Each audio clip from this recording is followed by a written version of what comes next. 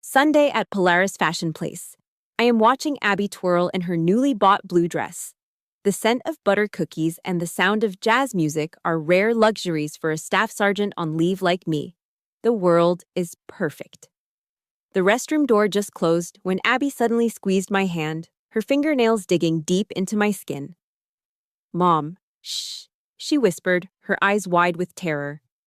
Through the gap under the door, a pair of oversized polished leather shoes moved slowly and stopped right in front of us. The space froze. My motherly instinct vanished, replaced by a trained, killer instinct. My heart rate did not increase. It slowed down, ice cold. I pushed Abby back, my right hand instinctively searching for the gun at my hip, even though it only touched thin air. The smell of danger was thicker than the scent of disinfectant. A low male voice spoke, coldly reporting over the phone. "Target acquired. Maisie Barnes' daughter. She is wearing a blue dress. He is hunting us. Who sold out my secret schedule? And why does that person want to steal the only thing that keeps me human?" I felt the oxygen vanish from the small tiled stall, leaving only the metallic taste of adrenaline and the sharp chemical sting of bleach. This wasn't a random mall creep or a lost soul. This was a professional hit on my reality. I felt my jaw lock, my facial muscles setting into the mask I wore during 3 tours in Iraq. The face of a woman who had seen the abyss and survived it. My fingers, calloused from years of handling heavy equipment and cleaning carbon off M4 bolts, gripped my smartphone with a deathly stillness. I didn't scream. In my world, screaming is a waste of vital breath. It's the sound of the defeated. Instead, I operated with the cold detachment of a hunter. With the steady hands of a marksman, I switched the phone to video mode and lowered it toward the floor. Through the narrow gap under the door, the screen revealed a high-definition nightmare. Charcoal wool trousers, Italian silk socks, and the reflection of a man who looked like he belonged in a corporate boardroom in downtown Columbus, not a women's restroom. He began to tap his knuckles against the metal stall door, a rhythmic, mocking sound that vibrated through my soul. Tink, tink, tink. "Abby, I have some candy for you, sweetie," he whispered. The artificial sweetness in his voice made my stomach churn with visceral disgust. It was the sound of a man who viewed my 8-year-old daughter as nothing more than a line item on a high-stakes spreadsheet. Intelligence gathering was complete.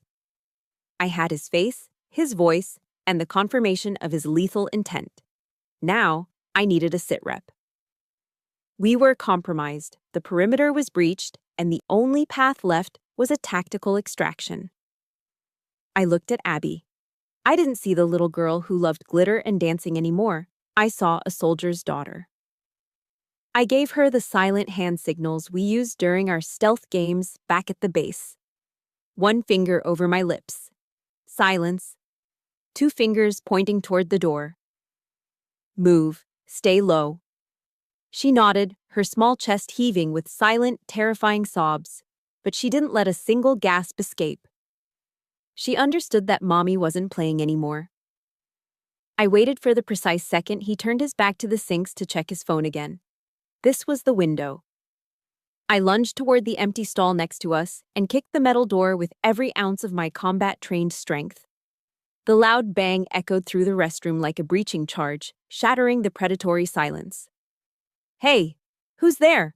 I barked, injecting a calculated note of civilian panic into my voice to mask my true intent. The man lunged toward the sound of the decoy.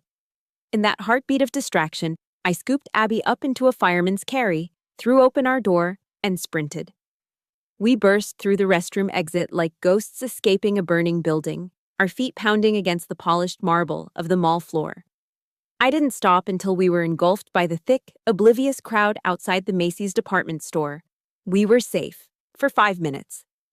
But the soldier in me knew that a threat deferred is not a threat destroyed. I didn't flee to the parking lot. That would be playing his game. I marched Abby straight into the mall security office. The head of security, a portly man leaning back in his chair with a half-eaten pretzel on his desk, looked at my short cropped hair and rough hands with a bored, condescending smirk. "Take a breath, ma'am. It's probably just some guy who got turned around looking for the family room, he said, waving me off. I didn't waste breath on please. I pulled my military ID from my wallet and slammed it onto his desk with a force that made his soda can jump and the desk rattle. I am Staff Sergeant Barnes, United States Army. There is an adult male currently stalking a minor in the second-floor ladies' room. You will pull the security footage for the restrooms immediately, or I will call 911 and report you for obstructing a federal investigation and harboring a predator. Do I make myself clear, Sergeant? The color drained from his face as he realized he wasn't dealing with a hysterical housewife. He saw the fire in my eyes, the kind of fire that only grows in the dark. Yes, ma'am. 10 minutes later, the monitors flickered. We watched as Brian Hartman was cornered by 2 Columbus PD officers near the north exit. He didn't struggle. He simply adjusted his silk tie, his face a mask of arrogant indifference. As the officers led him away in handcuffs, he spotted me standing near the fountain, clutching Abby's hand so hard it was white. He smirked, a smile of pure, unadulterated venom. He leaned toward the arresting officer, but his eyes were locked on mine, piercing through the distance. I'm a private investigator on a legal assignment, he shouted, his voice ringing out across the atrium, drawing the eyes of every shopper. And her?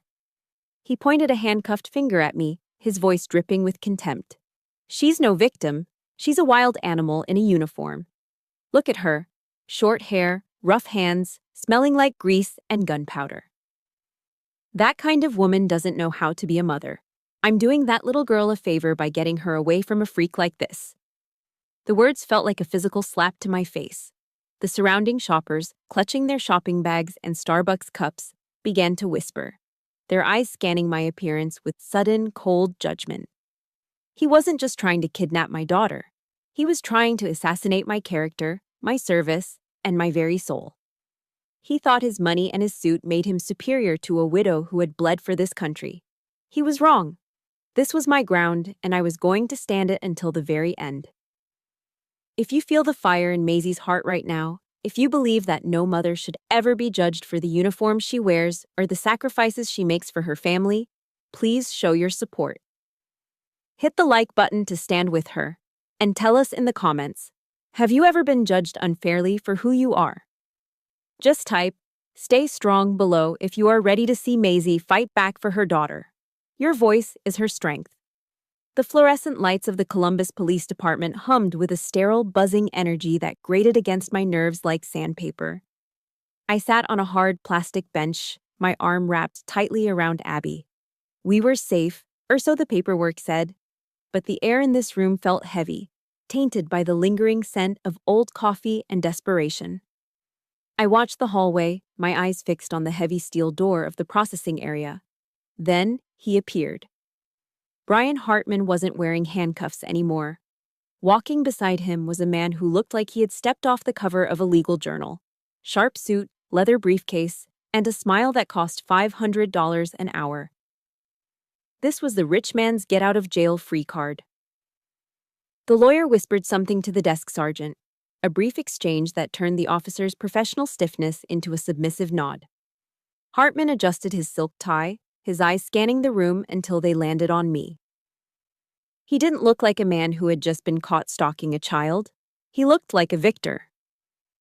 He walked toward the exit, but as he passed our bench, he slowed down.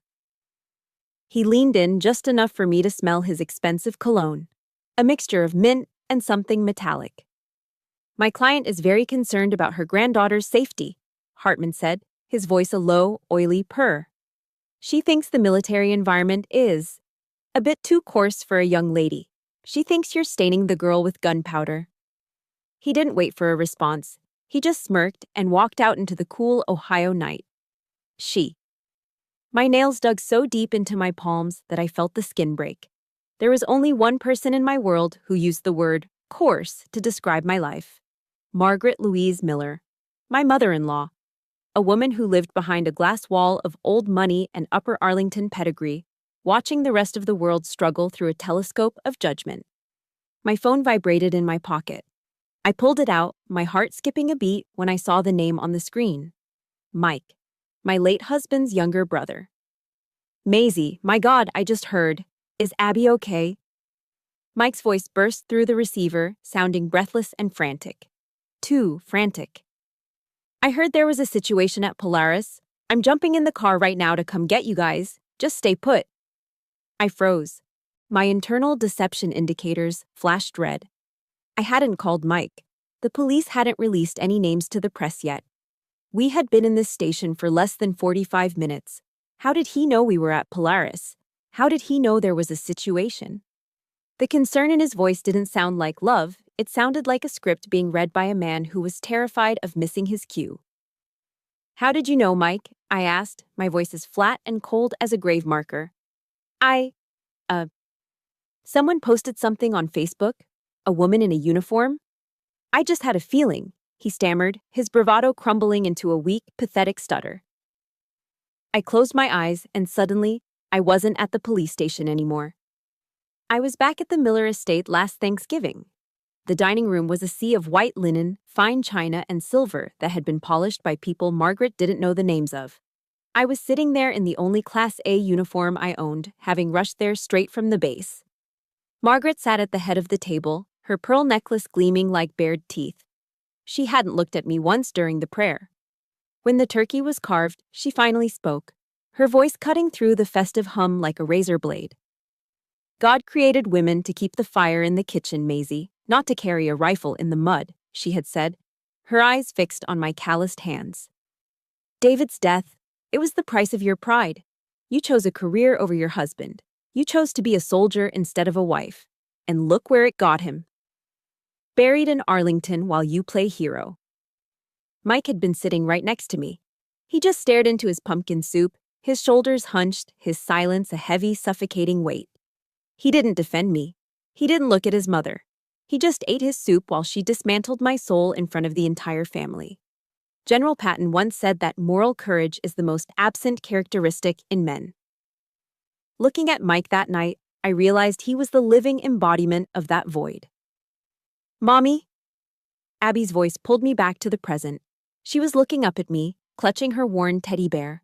Her eyes were searching mine for a lie, for a sign that everything was actually fine. What is it, sweetie? I whispered, stroking her hair.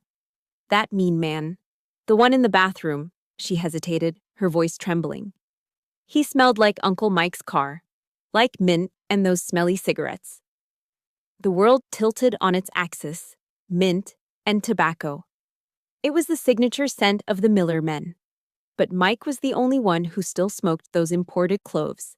A tiny detail, sharp as a shard of glass, pierced through the lies. Hartman hadn't just followed us, he had been sitting in Mike's car. My brother-in-law hadn't just heard about the incident, he had helped coordinate it.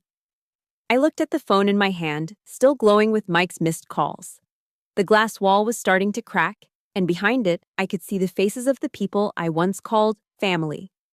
They weren't coming to save us. They were coming to finish the job. I stood up, my resolve turning into a block of black ice.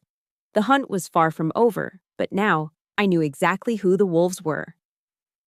Mike burst into the police precinct, like a man auditioning for the role of a hero in a low-budget soap opera. Sweat beaded on his forehead, and his breathing was jagged, loud enough to echo in the sterile lobby. Maisie, Abby, thank God you're safe, he cried out, his voice cracking with a frantic energy that felt entirely manufactured. He lunged forward, his arms open as if to scoop Abby into a grand, protective embrace. I didn't think. I acted. I stepped into his path, my body becoming a solid wall of military-grade muscle and bone. I pulled Abby behind me, my hand resting firmly on her shoulder, my eyes locked onto Mike's. In the Army, we are trained to look for deception indicators, the subtle tells that the body gives when the mind is lying. I saw them all. His pupils were blown wide, a sign of a massive adrenaline spike born of fear, not love.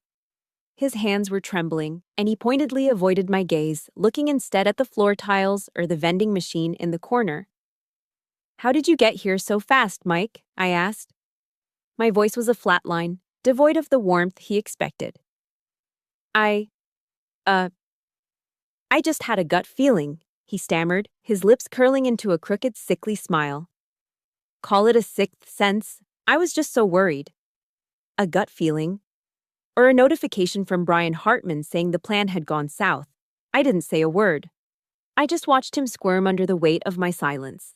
The good uncle act was failing, and the stench of his guilt was stronger than the cheap cologne he used to mask his clover cigarettes.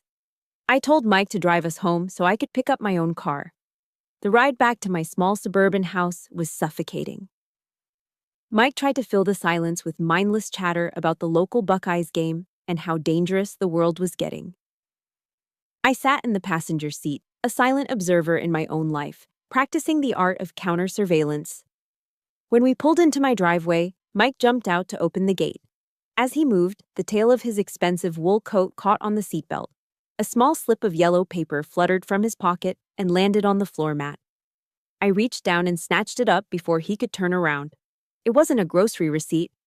It was a wire transfer confirmation from a local Chase branch.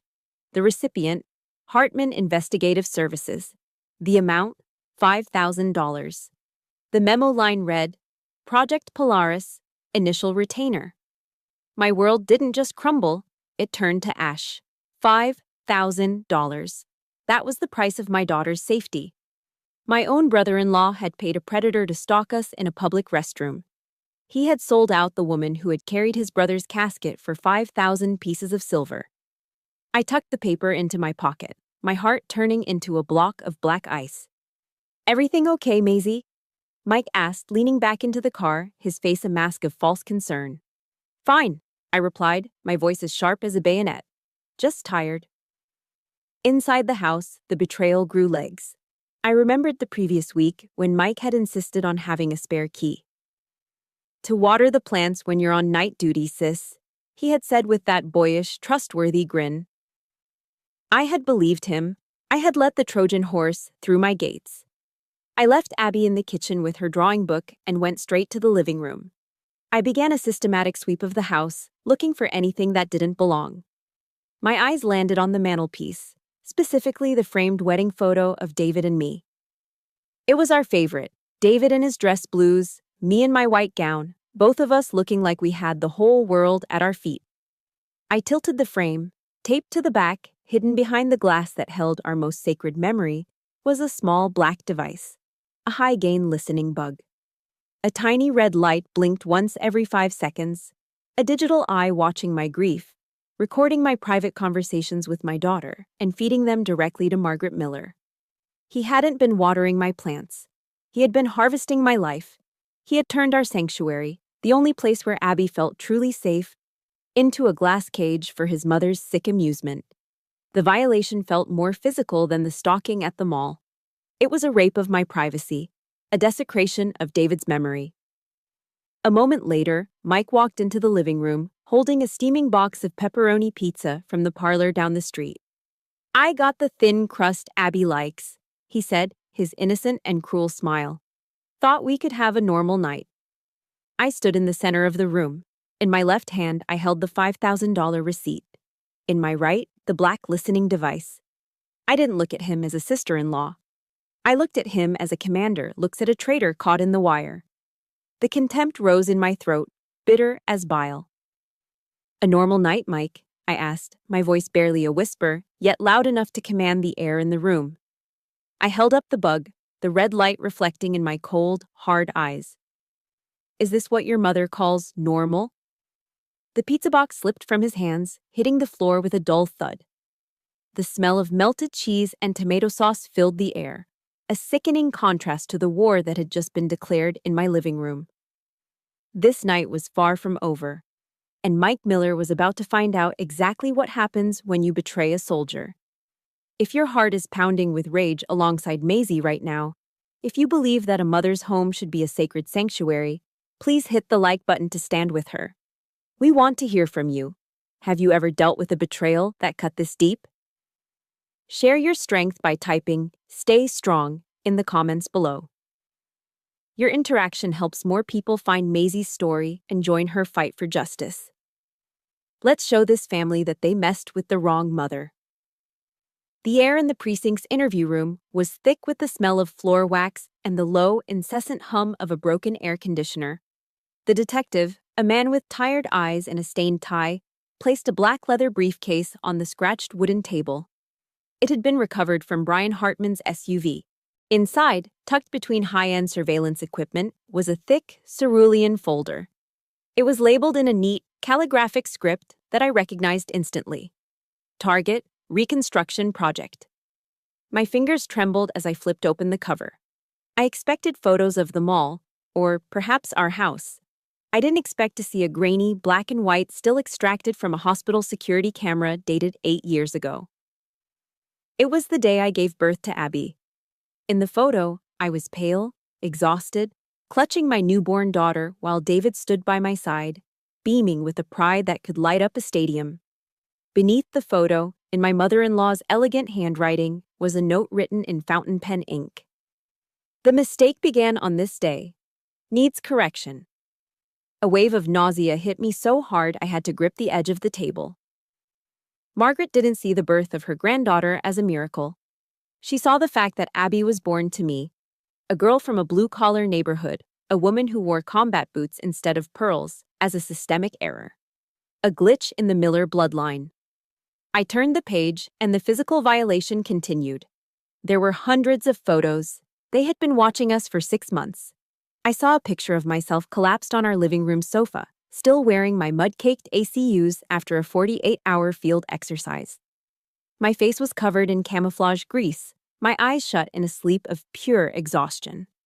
Beside me, Abby was sitting on the carpet, quietly building a Lego castle. Hartman's typed caption beneath it was a surgical strike to my soul. Subject in state of extreme fatigue, unable to interact with child. Environment of neglect. I felt the heat rise in my chest, a burning, righteous fury. They took my sacrifice, the days I spent in the dirt and the rain so my daughter could sleep in a safe house, and they twisted it into a crime. They saw my service as a failure of motherhood. The next photo showed us at the McDonald's drive-thru on a Friday night. I was laughing, handing Abby a happy meal. I remembered that night. We were celebrating her straight A report card. The caption read, "Poor nutritional standards. Routine abuse of junk food to compensate for maternal absence." Every hug, every meal, every tired smile I'd ever given my daughter had been documented, analyzed, and weaponized. They weren't looking for a mother. They were looking for a reason to erase me. But the true horror lay at the back of the file. It was a pre-filled, unsigned contract for St. Michael's Military Boarding Academy in Virginia. 800 miles away. Attached to it was a personal letter from Margaret to the headmaster. "My granddaughter has been infected with the vulgar habits and the coarseness of the lower classes from her mother," the letter read. "I require the school's most ironclad discipline to wash her clean, to turn her into a true Miller lady. I want all traces of that woman removed from her spirit." She didn't want to raise Abby. She wanted to reprogram her. She wanted to ship an 8-year-old girl across state lines to a place of iron discipline, just to spite the woman her son had loved. It was a blueprint for psychological kidnapping. The final document was a financial spreadsheet. Margaret had listed my sergeant's pay, my housing allowance, and my modest savings account. Beside it, she had listed the Miller family trust, the real estate holdings, and her own 7-figure inheritance. The conclusion was highlighted in a violent, bloody red. Subject lacks financial capacity to provide a standard lifestyle. Recommend using economic leverage to force an immediate surrender of parental rights. She thought my love had a price tag. She thought that because she had more zeros in her bank account, she owned the rights to my daughter's heart. She viewed my motherhood as a commercial transaction, a business deal that she could close with enough pressure. I closed the file, the blue cardboard feeling like lead in my hands. The bile rose in my throat, bitter and acidic. This wasn't the concern of a grandmother. This was a death warrant for the only family I had left. I realized then that I wasn't just fighting a legal battle. I was fighting a monster who believed that money was God and that my uniform was a badge of inferiority. Margaret Miller had spent 6 months documenting my failures. Now, she was about to find out exactly what a coarse woman from the lower classes does when you try to take her child. I tossed the high-gain listening bug and the yellow wire transfer receipt onto the coffee table.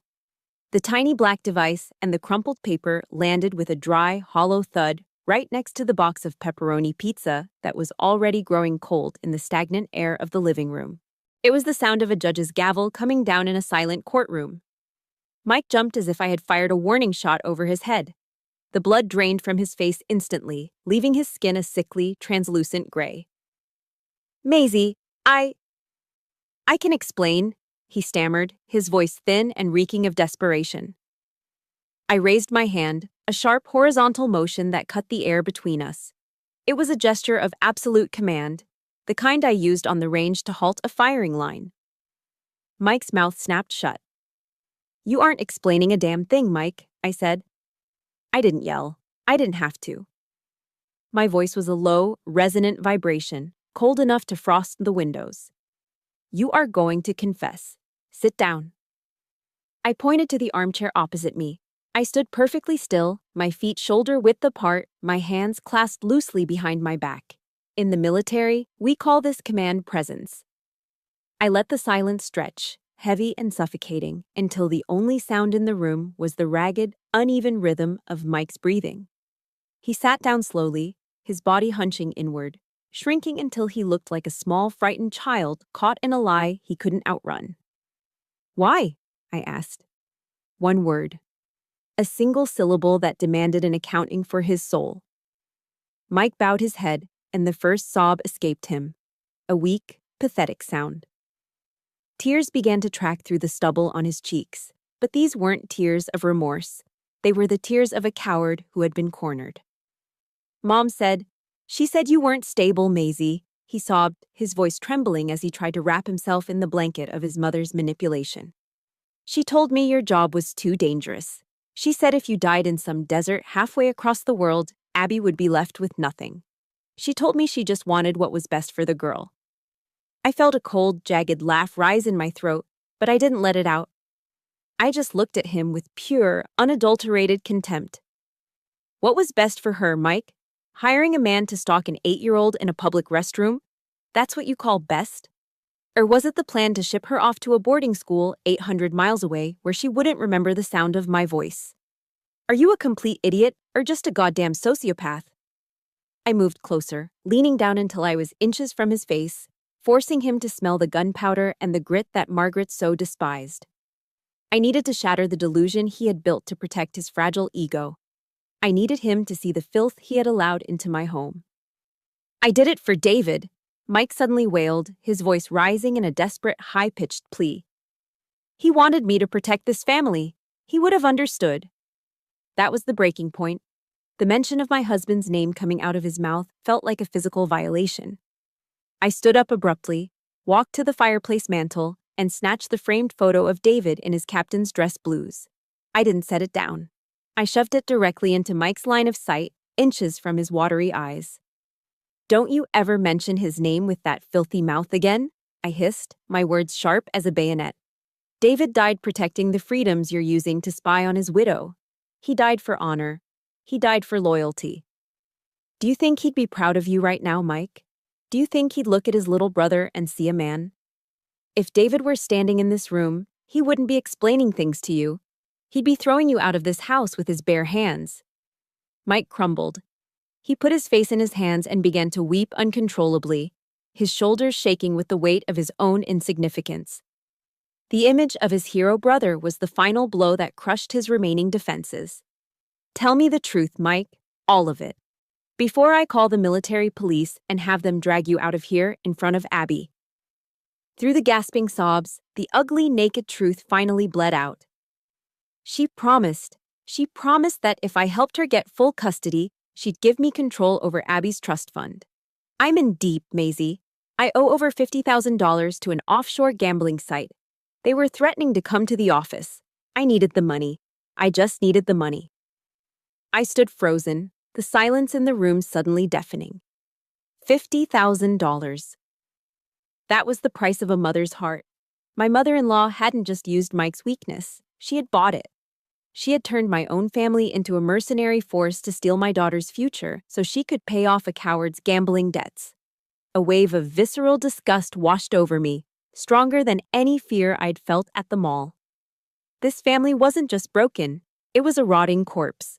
Margaret Miller had spent $50,000 to buy a son's betrayal, and Mike had sold his soul for a pile of digital poker chips. I looked at Mike, recoiling as if from a poisonous snake.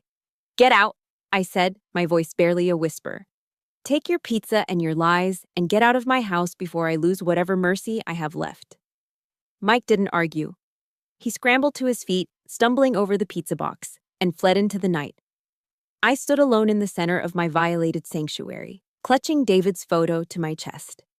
The first battle was over, but the war for Abby had only just begun. The morning sun crawled through the blinds of the county sheriff's office, casting long, barred shadows across the floor that looked like a cage. I was already there, sitting in a wooden chair with my spine straight as a bayonet. I wasn't wearing civilian clothes today. I was in my Class A dress uniform, the fabric crisp, the creases sharp enough to cut, and the medals on my chest gleaming with the weight of every sacrifice David and I had ever made. Then, the door opened, and the air in the room died. Margaret Louise Miller didn't walk in. She made an entrance. She was draped in a tailored Chanel suit the color of a winter storm. A multi-strand pearl necklace resting against her throat like a polished yoke. She moved as if she owned the very air we breathed, followed closely by a man in a $3,000 suit. A lawyer known in Columbus as the Shark for his ability to make truth disappear. She didn't look at me. To Margaret, I was just part of the furniture, a piece of low-class debris to be swept away. She sat down, crossing her legs with a rustle of expensive silk, and looked directly at the sheriff. "Sheriff Thompson," she began, her voice a practiced melody of upper-class concern. "I'm here to demand the immediate release of my investigator and to file a formal complaint. My daughter-in-law—" She flicked a manicured hand in my direction without turning her head. "Used physical intimidation to threaten my son last night. She is a violent woman, Sheriff. A byproduct of her environment." She was flipping the script. She was turning my defense of my home into an act of thuggery. "I am merely a worried grandmother," Margaret continued, her voice trembling with a well-rehearsed tremor. "My granddaughter is living in a cramped apartment that reeks of gunpowder and sweat. Her mother is gone for weeks at a time, playing soldier in some godforsaken desert. Abby needs stability. She needs culture. She needs class." She leaned forward, the diamond on her finger catching the light and flashing like a warning beacon. "Maisie is destroying the Miller bloodline with her coarseness. I am prepared to pay whatever it takes to save that little girl from this life. I will not have my granddaughter raised by a woman who thinks a rifle is a substitute for a soul." I stood up. I didn't need a microphone to command the room. My voice came from my boots, deep and resonant, the voice of a non-commissioned officer who had led men through hell. "You speak of coarseness, Mrs. Miller?" I asked. The sheriff, an old Marine with silver hair and eyes like flint, leaned back and crossed his arms, silencing the lawyer's attempt to interrupt with a single, sharp look. "Coarseness is hiring a stranger to lurk in a bathroom and watch your granddaughter through a gap in a stall door," I said, my words falling like heavy artillery. "Coarseness is using $50,000 to buy your own son's soul, so he'll betray his brother's memory. You have the money, you have the mansion, and you have the pearls, but you are morally bankrupt. You think you're saving Abby? You're trying to buy a human being to fill the empty space where your heart should be." Margaret's face tightened, the skin pulling back over her cheekbones until she looked like a porcelain mask. "Class is something you are born with, Maisie. It is not something you can earn with a few pieces of tin on your chest." "These pieces of tin," I said, gesturing to my medals, "were earned in the arena. They were earned with blood, sweat, and the kind of grit you couldn't imagine in your wildest nightmares. Teddy Roosevelt once spoke of the man who is actually in the arena, whose face is marred by dust and sweat. That's me. I've been in the arena for my country, and I'm in the arena for my daughter. You? You're just a spectator in a Chanel suit, throwing stones from the sidelines." The room went silent, so quiet I could hear the clock on the wall ticking away the seconds of Margaret's reign. The door opened again. A social worker stepped in, holding Abby's hand. This was the moment I had gambled everything on. I had insisted that Abby speak for herself. Margaret's eyes lit up with a predatory gleam. She stood up, spreading her arms wide. "Abby, darling, come to Grandma. We're going to go get some ice cream, and then we'll look at your new room at the academy. It has a view of the gardens." Abby stopped. She looked at the grandmother who offered her gardens and ice cream, and then she looked at me, her mother, standing in a uniform that smelled of starch and duty. Abby didn't run to the pearls. She shrunk back, tucking herself behind my leg, her small hand gripping my trousers so hard her knuckles turned white. "No," Abby said. Her voice was small, but it cut through Margaret's polished facade like a diamond through glass. "Grandma, you made Uncle Mike cry. You made my mommy sad. I don't want to go to a school with a garden. I want to stay in my house. I want my mommy." Margaret stood frozen, her arms still open in a grotesque parody of a hug. For the first time in her life, her money was worthless. Her power was an empty shell. Her low-class daughter-in-law had something that all the Miller millions could never buy: the unconditional love of a child. If you felt the power in Abby's voice just now, if you believe that a mother's love is worth more than all the gold in the world, please hit the like button. This is the moment Maisie has fought for, and she needs to know you are standing with her. Tell us in the comments. What would you say to someone who tried to buy your family? Type "Justice" below if you are cheering for Maisie and Abby right now. Your voice makes this victory even stronger. The final strike of the judge's gavel did not ring out with the thunderous triumph I had expected. Instead, it was a dull, wooden thud that signaled the end of my life as I knew it. The Franklin County Courthouse felt like a tomb of cold marble and bitter truths. Within those walls, the law had carved a permanent line in the sand. 5 years, 1,000 feet. That was the distance Margaret Louise Miller was now legally required to maintain between her venom and my daughter's soul.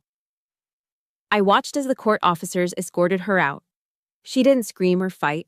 A woman of her standing wouldn't dream of such a vulgar display in public. She simply straightened her Chanel jacket, her movements stiff and robotic. But as she passed me, she turned her head just enough for me to see her eyes. They were the eyes of a rattlesnake whose fangs had been pulled, full of a quiet, concentrated hatred that promised the war was far from over. Behind her, Mike drifted like a ghost. His head bowed so low I could only see the crown of his hair. He was a man who had lost everything: his brother's legacy, his sister-in-law's trust, and his own dignity, all for a gambling debt he could never truly repay. The drive back to our suburban home in the outskirts of Columbus was silent. The evening rain began to fall, a soft rhythmic patter against the windshield that sounded like muffled tears. When we stepped inside, the air in the apartment felt different. It was lighter without the hidden microphones and the heavy shroud of Margaret's surveillance, yet it was also hauntingly empty. The space seemed to have expanded, the walls stretching further apart as if mocking my sudden solitude. Abby went straight to her room, but her usual laughter was missing. I began to move through the house with a frantic, desperate energy. I grabbed a large black trash bag and started in the living room. I moved toward the corner where Mike's gifts were piled: the expensive remote-controlled cars, the plush bears with their plastic, unblinking eyes, and the bright Lego sets he used as bribes. I threw them into the bag, one by one. Each dull thunk against the plastic was a reminder of a lie. I needed to purge this sanctuary. I needed to scrub the scent of mint and clover cigarettes from the curtains until only the smell of home remained. By the time I finished, my hands were shaking and my breath was coming in jagged, uneven gasps. I was a staff sergeant. I had led troops through sandstorms and mortar fire, yet cleaning out a child's playroom felt like the hardest mission I had ever undertaken. I realized then that the obstacle was indeed the way. The pain of this isolation was the price of our freedom. Later that night, the house was submerged in a thick, velvety darkness. I was drifting towards sleep when I felt a small weight press against my side. Abby crawled under my duvet, her small body shivering despite the warmth of the house. She clung to me as if I were the only solid thing left in a world made of smoke. "Mommy," she whispered, her voice thick with unshed tears. "Are Grandma and Uncle Mike bad people?" The question felt like a bayonet to the chest. How do you explain the complexities of greed and generational trauma to an 8-year-old girl? I stroked her hair, staring up at the ceiling where the shadows of the oak trees outside danced like monsters. "They aren't all bad, honey," I said, choosing my words with the precision of a sniper. "But they let bad thoughts lead them down a dark path. Sometimes people get so lost in their own selfishness that they forget how to love the right way. To keep you safe, we have to stay away from that darkness. We have to be our own light." Abby eventually fell into a fitful sleep, her breathing finally evening out against my shoulder. I, however, remained wide awake. I climbed out of bed and walked into the kitchen, pouring myself a glass of Cabernet. It was the cheap stuff from the local grocery store, acidic and sharp, but I needed something to ground me. I sat on the floor in front of the fireplace, looking up at the framed photo of David. He looked so young in his captain's uniform, his eyes filled with a bright, uncomplicated hope for a future we would never share. "I'm sorry, David," I whispered to the empty room. My voice was a hollow rasp that barely broke the silence. "I had to do it. I had to banish your mother and your brother. I had to tear your family apart to save our daughter. I broke the very thing you asked me to protect." The tears finally came then, hot, silent, and bitter. I had won the legal battle. I had secured the restraining order and kept my daughter by my side. But as I sat there in the dark, clutching the photo of a dead man, I realized the victory tasted like ash. I had saved the child, but in doing so, I had become an island. The silence of the house was my new reality. A quiet front line where the only soldier left standing was a widow with a broken heart and a glass of cheap wine. The cost of peace was total isolation, and for the first time in my life, I wasn't sure if I was strong enough to pay it. The rainy season in Ohio has a way of turning the world into a gray, blurred reflection of itself. For 7 days, the sky above our small suburban street remained a heavy, weeping canvas. Inside, the silence was no longer a sanctuary. It had become a reminder of the vacuum left behind when you excise a tumor from your life. I spent my evenings staring at the empty spaces on the shelves where Mike's lies used to sit, wondering if a house could ever truly be clean once it had been haunted. On the 8th day, the downpour turned torrential. I was standing by the kitchen window, clutching a mug of black coffee, when I saw him. A lone figure stood on the opposite side of the asphalt, a shadow against the gray sheets of rain. It was Mike. He wasn't wearing a jacket or carrying an umbrella. He just stood there, soaked to the bone, his shoulders hunched against the wind. He didn't move. He didn't wave. Most importantly, he didn't cross the street. He stayed exactly 1,001 feet away, honoring the boundary the court had carved between us with a devotion that bordered on the religious. He stood like a sentry of his own guilt, a living statue of penance. Abby came up beside me, her small hand resting on the windowsill. She watched the man across the street, her brow furrowed in that way she inherited from David. "Mommy," she whispered, her voice thick with the uncomplicated mercy of a child. "Uncle Mike is getting all wet. He's going to get sick, isn't he?" I felt the iron casing around my heart develop a hairline fracture. In the military, we are taught that mercy is a luxury you can't afford on the front lines. But looking at my daughter's eyes, I realized that for her, Mike wasn't a traitor or a mercenary. He was just the uncle who played Legos and made her laugh. Her capacity to love was the very thing I was fighting to protect. And yet, it was the very thing that was forcing me to reconsider my defensive perimeter. "Go finish your homework, sweetie," I said softly. Once she was gone, I pulled on my raincoat and walked out to the mailbox. I didn't look across the street. I didn't give him the satisfaction of a glance. Inside the metal box, tucked behind a coupon for a local pizza parlor, was a soaked, heavy envelope. There was no money inside, no desperate pleas for a loan. Instead, it was a stack of legal documents. I leaned against the mailbox, the rain drumming against my hood as I flipped through the pages. Mike had filed a voluntary, irrevocable waiver of his right to manage or influence Abby's trust fund. He had transferred all control to an independent third-party firm, locking himself out of the Miller fortune forever. There was a handwritten note at the bottom, the ink bleeding into the damp paper. "I am clean now, Maisie. I've started the program. I've cut her off. The money, the influence, all of it. I'm working at a warehouse in Grove City. I'm not asking for your forgiveness. I'm just trying to become a man that David wouldn't be ashamed to call his brother. I looked across the street then. Mike was still there, shivering, his face pale and haggard. He looked like a man who had finally hit the bottom and decided to stop digging. I took a deep breath, the cold air filling my lungs with a sudden, sharp clarity. Resentment, I realized, was like drinking poison and hoping it would kill your enemies. I was tired of the taste of poison. I grabbed a large black umbrella from the porch and walked to the edge of the driveway. I didn't cross over to his side, but I stood where he could see me. "Go home, Mike," I shouted over the roar of the rain. He looked up, startled, his eyes red-rimmed and hollow. He began to turn away, his head bowed in defeat. "Go home," I repeated, my voice steady and commanding. "Get into some dry clothes, and be back here at 5 o'clock tomorrow evening for dinner. Do not be 1 minute late." Mike froze. He looked back at me, his mouth slightly open, as if he were witnessing a miracle he didn't deserve. "Maisie, do you mean it? You're giving me a chance?" I tightened my grip on the umbrella. "This is not a second chance, Mike. This is probation. You want to be Abby's uncle? You earn it, every single day. You will provide a weekly accounting of your sobriety and your employment. You will be honest about everything. One more lie, one single, tiny deception, and you are gone from our lives forever. Do I make myself clear?"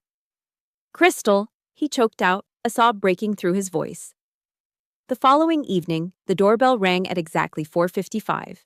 Mike was standing there, his hair neatly combed, wearing a simple flannel shirt and jeans that looked like they had been washed 10 times. He wasn't carrying expensive gifts this time. He held a small basic Lego set, the kind you buy at a pharmacy for $10. "I bought this with my first paycheck," he said, his voice quiet. "From the warehouse." Dinner was a quiet affair. We had a simple meatloaf and mashed potatoes, the kind of meal Margaret Miller would have sneered at. The atmosphere was thick with a hesitant, fragile tension, but Abby didn't seem to notice. She prattled on about her science project, her voice filling the gaps in our conversation like gold leaf in a cracked vase. I watched Mike as he listened to her. He didn't look like a pawn or a coward anymore. He looked like a man who was finally learning the weight of his own skin. He laughed at one of her jokes, a genuine, light-hearted sound that I hadn't heard from him in years. He wasn't the Uncle Mike who brought the world to her feet. He was the uncle who was willing to build a small plastic tower on the floor and listen to her dreams. The bridge of forgiveness wasn't built in that one night. It was barely a single plank laid across a vast, dark chasm. But as I sat there, watching the two of them, I realized that the seeds of redemption had finally found some honest soil. Forgiveness isn't about forgetting the betrayal. It's about choosing not to let that betrayal define your future. Tonight, we weren't a broken family. We were a work in progress. 6 months have passed since the storm broke, and the morning sun in Ohio finally feels like a blessing rather than a spotlight. I decided to sell the old apartment, the place where the walls still seemed to whisper with the echoes of hidden microphones and the cold scent of Margaret's entitlement. We packed our lives into a few dozen boxes and moved to a small 2-bedroom house on the outskirts of the city, just 10 minutes from the gates of the military base. Here, the grass is a vibrant emerald green, and there is enough room in the backyard for Abby to run until her lungs are full of clean air. Our neighbors are military families, people who understand that a uniform isn't a costume and that a deployment isn't just a business trip. There are no more prying eyes or whispered judgments from the elite circles of Upper Arlington. Instead, there are respectful nods over the fence and the shared silence of people who know the true cost of freedom. On the day we moved in, I hung a simple wooden plaque above the front door. It reads, "Home of the free, because of the brave." Every time I look at it, I feel a surge of quiet, unshakable pride. Mike kept his word. He stayed in the program, attended every session, and took the hardest path he could find. He didn't ask for a loan or a handout. He found work at a local lumber yard in Grove City, traded his designer suits for rugged work boots, and spent his days hauling timber until his hands were calloused and his back was sore. He comes over every Saturday afternoon. He doesn't bring expensive electronics or jewelry anymore. Instead, he brings his time. I watch them from the kitchen window, Mike and Abby in the backyard. He's teaching her how to hold a baseball bat, his voice patient and steady. When she finally hits the ball, his cheer is louder than anyone's on the street.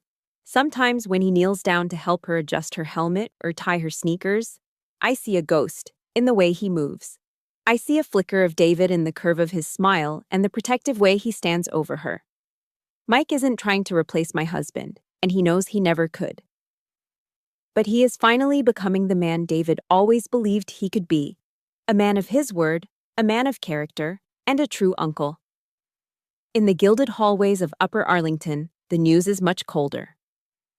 Margaret Miller lives alone in that sprawling mansion, a queen without a kingdom. The scandal of the blue file and the restraining order didn't just stay in the courtroom, it bled into the local newspapers and the country club gossip.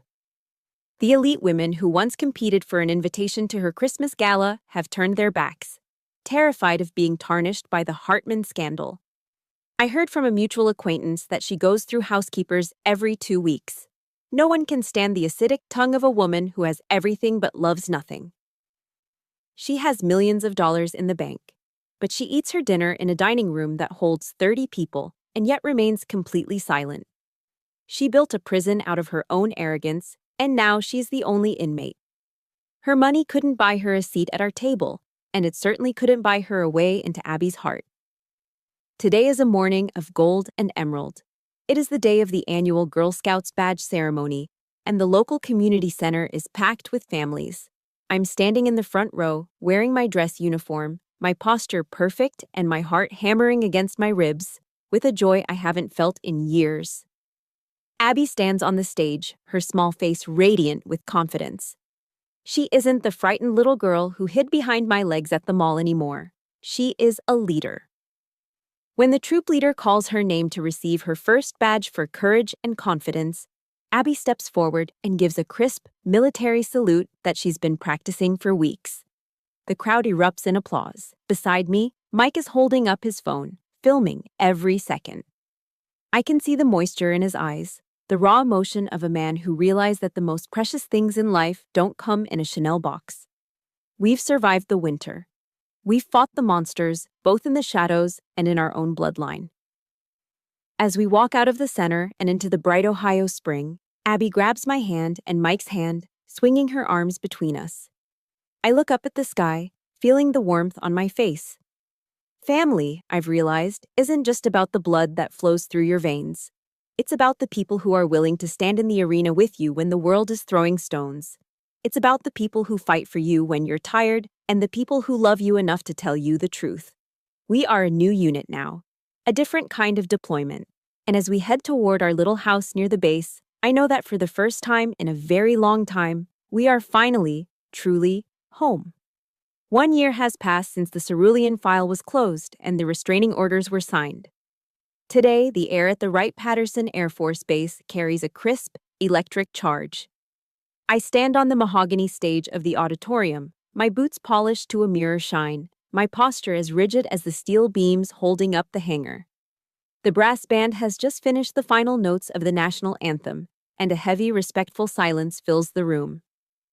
Today is my promotion ceremony.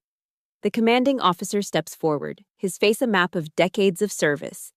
He unpins the old rank from my shoulders and replaces them with the 3 chevrons and 3 rockers of a master sergeant. It is a weight I have carried in my soul for years, but feeling the physical metal on my uniform makes it real. This isn't just a military milestone. It is a victory for every night I spent balancing a rifle and a diaper bag. It is a testament to a woman who refused to let her family's wreckage become her destination. I look down at the front row. There is no Chanel suit in the audience, no pearls, no cold stares, no lawyers in $3,000 suits. Instead, I see Abby, her eyes wide with a mixture of awe and love. Beside her sits Mike, looking healthier than I have ever seen him.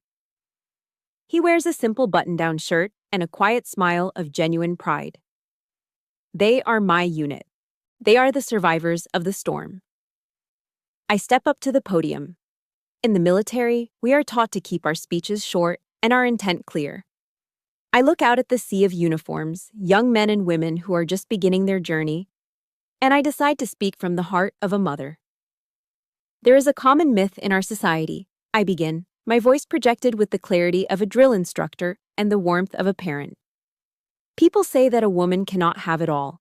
They say you cannot serve your country with excellence while serving your children with devotion. They say the military is no place for a mother. I stand before you today as Master Sergeant Maisie Barnes to tell you that they are wrong. We do not fight in spite of our children. We fight because of them. We endure the mud, the sand, and the silence of deployment so that our children can sleep in houses where the only sound is the wind in the trees. Motherhood isn't a distraction from duty. It is the ultimate motivation. Love is the greatest force multiplier we have. The applause that follows is not the polite clapping of a social gala. It is a thunderous roar, a rhythmic beating of palms that shakes the very floorboards. I see several young female soldiers in the back rows, their faces wet with tears, nodding in a silent recognition of a truth they finally heard out loud. After the ceremony, the auditorium empties, leaving only the three of us in the fading light. Abby runs up the steps and throws her arms around my waist, burying her face in the starch of my uniform. I pick her up, feeling the solid, precious weight of her. I take off my service cap, the one with the silver eagle, and place it on her head. It's far too big, sliding down to her eyebrows. But she stands tall, her chin tucked in a perfect imitation of a soldier. "Mommy," she says, her voice ringing with a new kind of steel. "When I grow up, I want to be just like you. I want to be a soldier." I kneel down until we are eye to eye, adjusting the cap so she can see the world clearly.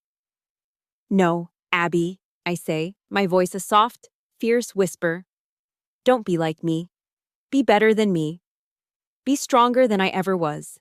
Be smarter, be kinder, and never let anyone tell you that your value is written in a bank ledger. I didn't leave you $1 million trust fund or a mansion on a hill. I'm leaving you something much more permanent. I'm leaving you the legacy of your own name. I'm leaving you the knowledge that you are a Barnes and we do not break." She nods, a solemn understanding passing between us that transcends her 9 years of life. I realized then that I had successfully defended the only fortress that truly mattered. Margaret Miller had tried to buy my daughter's future, but I had given Abby something that could never be seized by a court or sold by a coward: her own self-respect. We leave the base as the sun begins its slow descent, painting the Ohio sky in bruised purples and burning oranges. Mike is at the wheel, humming a soft tune, while Abby sings along to the radio in the back seat. I sit in the passenger side, watching the American flag at the main gate flutter in the rearview mirror. The road ahead is long, and there will be other battles. There will be nights of doubt and days of struggle. But as I look at my reflection in the window, I don't see a victim. I don't see a grieving widow or a woman defined by a betrayal. I am Master Sergeant Maisie Barnes. I am a mother. I am a warrior. And I have brought my family home to stay. Perpetual optimism isn't just a phrase, it is my armor. And tonight, for the first time in my life, the armor feels light. As I stand here today, the greatest lesson I've learned isn't about battlefield tactics, but about the architecture of a resilient soul. Life will test your perimeter, and sometimes the breach comes from those you trusted most. But remember this: your value is never defined by someone else's bank account or their narrow perception of your worth. True wealth is found in integrity, in the courage to set firm boundaries, and in the unwavering love we provide for our children. Build your life on the bedrock of truth, because while lies may sprint, the truth always runs the marathon. Thank you for walking this long, difficult road with Abby and me. Your presence in this arena means more than words can express. If this story touched your heart or reminded you of your own strength, please hit the like button and subscribe to our channel to join our growing community of warriors. I want to hear your voice. What does family mean to you after everything we've witnessed? Share your thoughts or simply type "true strength" in the comments below to stand with us. Together, we prove that no one can break a heart built on honor.